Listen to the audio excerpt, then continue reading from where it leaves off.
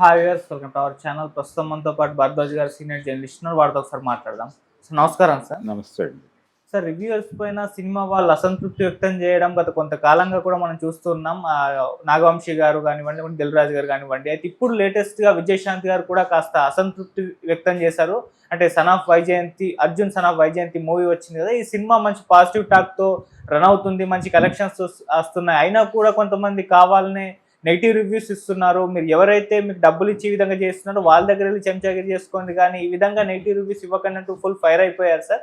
మరి దీని పట్ల వస్తున్నట్టే విజయశాంతి గారి కామెంట్స్ ని మీరే విధంగా చూస్తారు సార్? అంటే విజయశాంతి గారికి ఆ సినిమా నచ్చి ఉండొచ్చు, అందరికీ నచ్చాలని కాదు.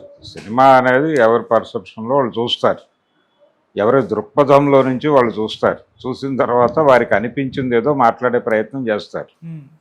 ఒకరికి నచ్చింది ఇంకొకరికి నచ్చవలను అని ఏం లేదు.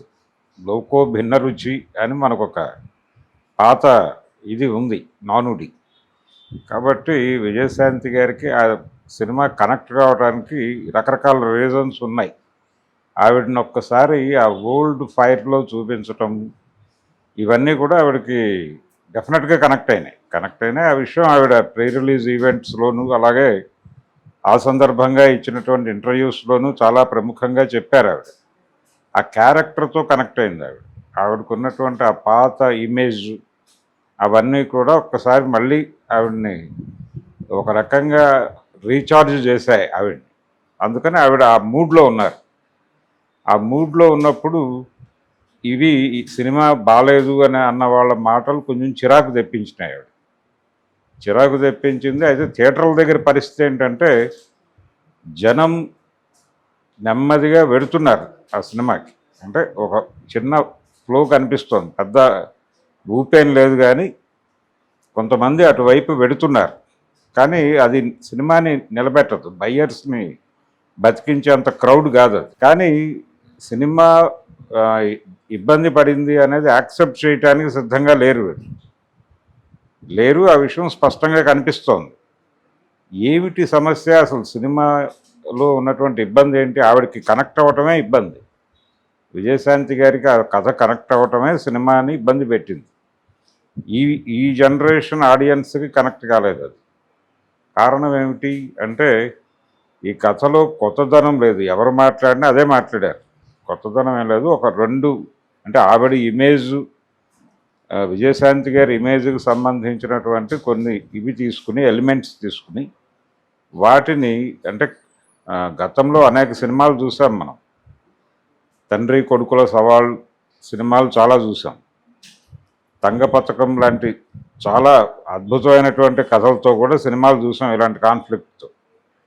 అలాగే తల్లి కొడుకుల మధ్య ఆ కాన్ఫ్లిక్ట్ని రన్ చేస్తే ఎలా ఉంటుంది అనేది ఒక ఐడియాకి వచ్చి ఒక పవర్ఫుల్ పోలీస్ ఆఫీసర్ క్యారెక్టర్లో ఈవెంట్ తీసుకుని చట్టాన్ని కాపాడటానికి ఏం చేయటానికైనా సిద్ధపడిపోయే క్యారెక్టర్గా డిజైన్ చేసేసి, రెండో వైపు దానికి ప్యారలల్ సొసైటీ ఒకటి ఉంటుంది, చట్టాన్ని చేతిలోకి తీసుకోక తప్పని పరిస్థితుల్లో తీసుకోవడం తప్పు కాదని వాదించేటువంటి క్యారెక్టర్లో కొడుకుని పెట్టి వాళ్ళిద్దరి మధ్య ఒక ఘర్షణ పెడదాము అనుకుంటే, అసలు ఈ ఐడియానే చాలా పాత ఆలోచన.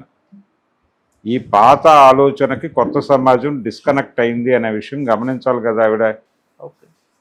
పైగా ఆవిడ రాజకీయాల్లో ఉన్నారు, ఆవిడ ఎక్కడో సమాజానికి దూరంగా ఉంటే వేరే ఇది.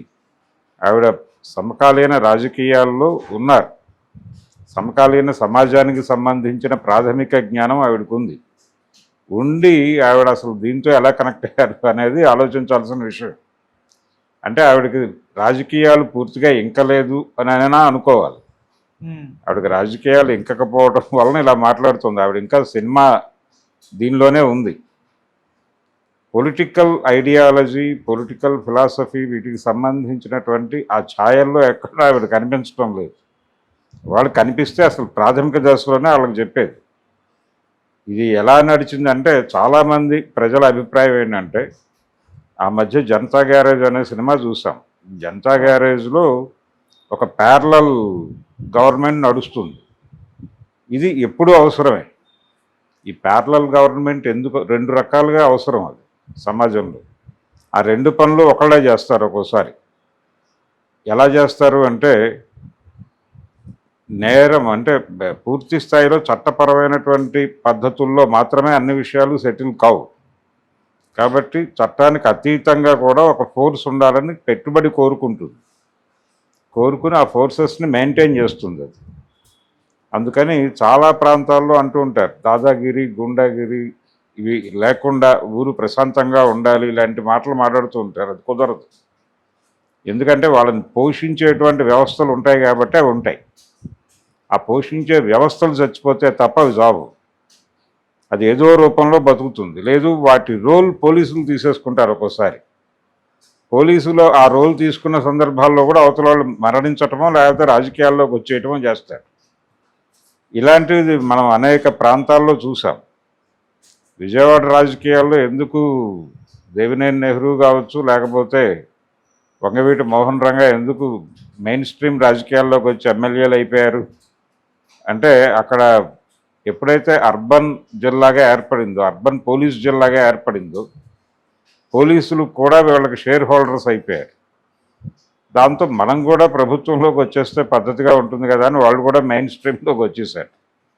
ఇది ఒక జరుగుతున్నటువంటి పరిణామ క్రమం. వీటిద్దరి మధ్య ఏదో వైరుధ్యం ఉంది. ఆ వైరుధ్యం మధ్య ఒక ఘర్షణ పెట్టి జనాలను ఏదో కొత్త కథ చెప్తున్నాను అనేటువంటి పరిస్థితిలో తీసుకెళ్దాం అనుకుంటే పొరపాటు. అదే జరిగింది ఆ సినిమాలో. అందుకని విజయశాంతి గారు కొంచెం తనని తాను పొలిటీషియన్గా గుర్తించుకుని, నేను రాజకీయాల్లో ఉన్నాను, సమకాలీన సమాజంలో ఉన్న స్థితిగతులు నాకు తెలుసు, పరిస్థితులు తెలుసు అని అనుకుని ఆ సినిమా చూడాలి. ఆ కథని జడ్జి చేయాలి. చేస్తే ఆవిడకి కూడా అర్థమవుతుంది ఆ సినిమాలో ఏముందో. 3-4 పాత సినిమా ఎలిమెంట్స్ పట్టుకుని వాటి మధ్య ఘర్షణ పెట్టేసి, ఇది సినిమా, కొత్త సినిమా, కొత్త కథ చూడండి అంటే, అలాగే సమాజంలో అనేక సమస్యలు ఉన్నాయి, వాటిని తీసుకుని సినిమాలు తీయచ్చుగా. సమకాలీన సమాజంలో ప్రజల మధ్య ఉన్నటువంటి వైరుధ్యాలని కథలుగా మలిచి సినిమాలుగా చెప్పగలిగిన పరిస్థితుల్లో సినిమా పరిశ్రమ లేదు అని మరొకసారి బలంగా ప్రూవ్ చేసిన సినిమా అది అర్జున్ సన్ ఆఫ్ వైజయంతి. ఇంకా సినిమాని భుజాన్ని వేసుకుని ఏదో చేద్దామని, ప్రమోట్ చేద్దామని ప్రయత్నం చేస్తుంది ఆవిడ. రెండోది, ఆవిడ ఎవరి దగ్గర డబ్బులు తీసుకుని రివ్యూలు చెప్తున్నారు అంటున్నారు ఆవిడ.